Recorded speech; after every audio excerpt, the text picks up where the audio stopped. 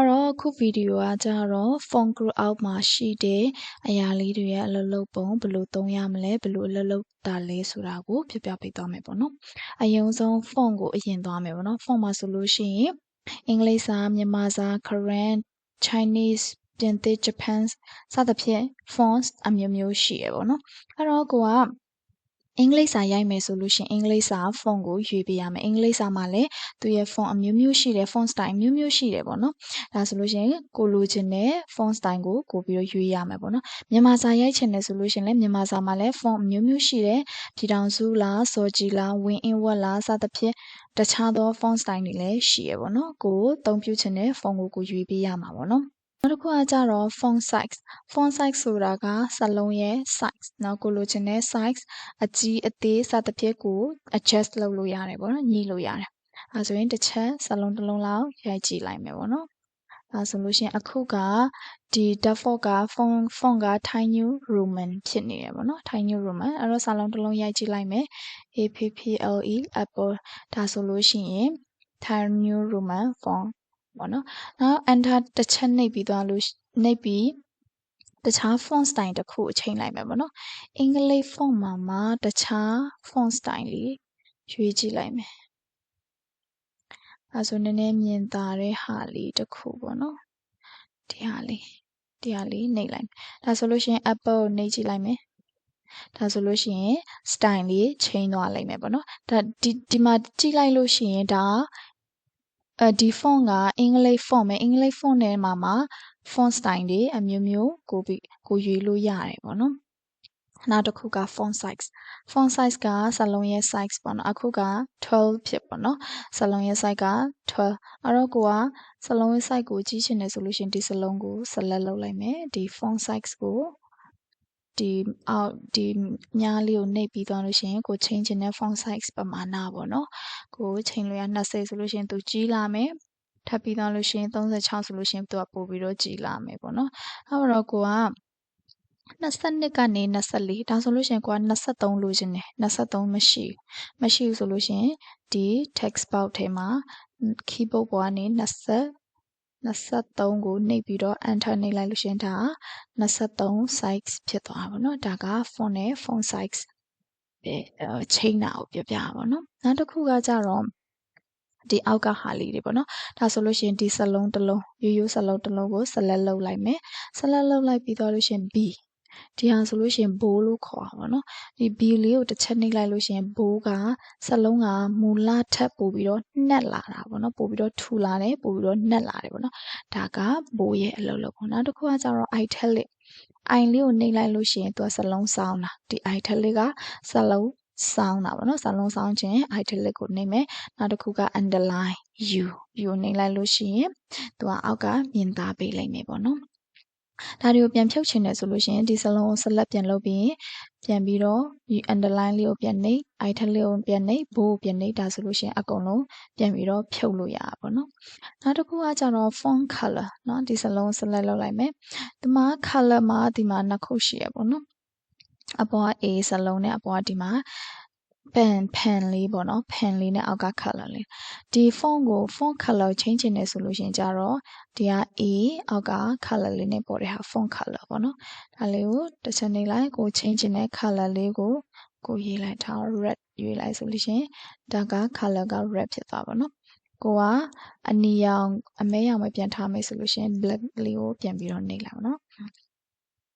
နောက်တစ်ခုက pen လေးနဲ့အောက်က color လေးပေါ်တဲ့ဟာကြတော့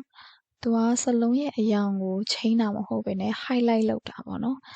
ဒါလေးကိုတစ်ချက်နှိပ်ကြည့်လိုက်မယ်ဒါဆိုလို့ရှိရင်သူကစလုံးကိုအရောင်ချဲတာမဟုတ်ဘဲနဲ့နောက်ခံ color ချဲတာပေါ့နော်စလုံးကို highlight လုပ်တာပေါ့နော်တကယ်လို့ဒီ highlight color လေးကိုပြန်ပြီးတော့ဖြုတ်ချင်တယ်ဆိုလို့ရှိရင်ပြန်ပြီးတော့ select လုပ်ပြီးရင် no color ကိုပြန်ပြီးတော့နှိပ်ရင်ဒီ highlight လေးပြောင်းသွားလိမ့်မယ်ပေါ့နော်ပြောင်းသွားလိမ့်မယ်နောက်တစ်ခုကကျတော့ဒီ apple လေးကို select လုပ်ပါတော့ဒီမှာ A ပြီးတော့အပေါ်များထိုးတာတစ်ခုရှိမယ် A အောက်ကိုများထိုးတာတစ်ခုရှိမယ်ပေါ့နော်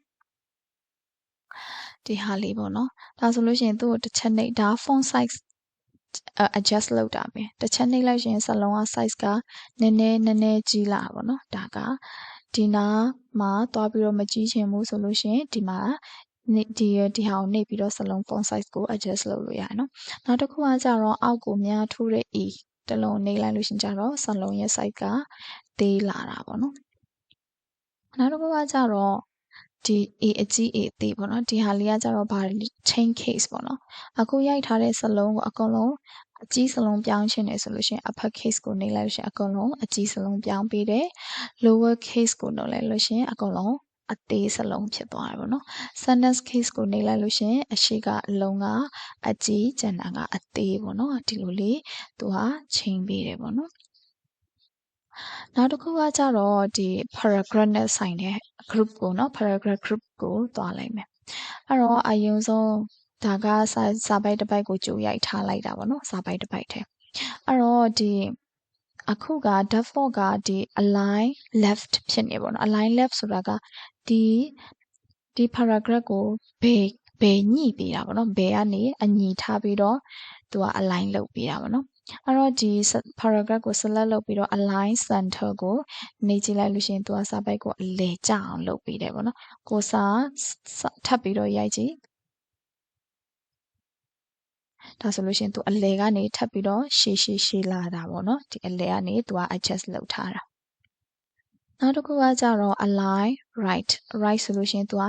ညာညှိပေးတာညာဘက်ကိုကပ်ပေးတာနောက်တစ်ခုကကြတော့ justify ကများသောအားဖြင့်မေတ္တာတမန်စာအုပ်တို့မဂ္ဂဇင်းစာအုပ်တို့ဒီလိုစာပိုက်တွေကိုအခုဆိုလို့ရှိရင်ဒီစာပိုက်ဆိုလို့ရှိရင်ဘေးနားမညီဘူးဒီစာလုံးရှုံရင်ဒီဘက်နဲ့ကတ်တယ်ဒီစာလုံးရှုံဒီဘက်နဲ့ကတ်တယ်ပေါ့နော်ဒါဆို justify ကိုနှိပ်ကြည့်လိုက်မယ်ဒါဆိုလို့ရှိရင်သူကအကုန်လုံးကို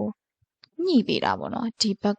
ဘေးဘက်တွေဘေးနားသားလေးတွေကိုသူကအညီညှိပေးတာပေါ့နော်အဲ့ဒါ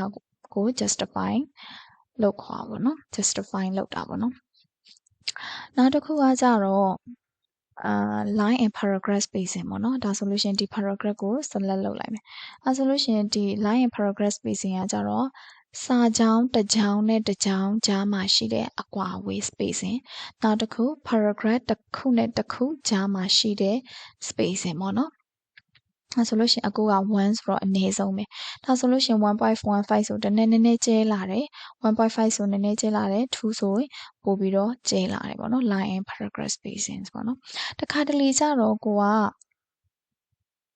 1လို့နှိပ်ပြီးမဲ့တခါတလေကြတော့အခုကကြတော့စာပိုက်တွေကကတ်တယ်တခါတလေကြရင်1လို့နှိပ်ပြီးမဲ့ဒီလောက်ထိမကတ်ဘူးနည်းနည်းကျဲတာမျိုးတွေရှိတတ်တယ်ပေါ့နော်ဒီလိုချိန်တွေမှာဆိုလို့ရှိရင်ဘယ်မှာတစ်ချက်သွားပြီးတော့ကြည့်ရမလဲဆိုတော့ line spacing option ကိုတစ်ချက်သွားပြီးကြည့်ရမယ်ဒါဆိုလို့ရှိရင်သူရဲ့ spacing before and after ပေါ့နော် before နဲ့ after မှာတခါတလေကြရင်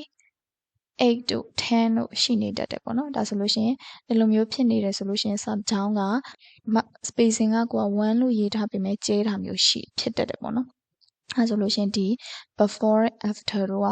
အကုန်လုံး0ဖြစ်နေရမယ်0ဖြစ်နေရမယ်ပေါ့နော်0မဖြစ်ဘူးဆိုလို့ရှိရင်0ပြန်ပြီးတော့ချိန်ပြီးရင် okay နေလိုက်လို့ရှိရင်သူကဒီအညီလေးကတ်တာလေးတေးသေးချာချာကတ်ပေးတာပေါ့နော်တခါတလေကျတော့1လို့ရွေးထားပေမဲ့သူကကျဲတယ်ဆိုတာကဒီခုနက before and after တခုခုမှာသူက10လို့ဖြစ်တဲ့အတွက်ကြောင့်သူကစာကြောင်းကပို့ပြီးတော့ကျဲတာမျိုးဖြစ်တယ်ပေါ့နော်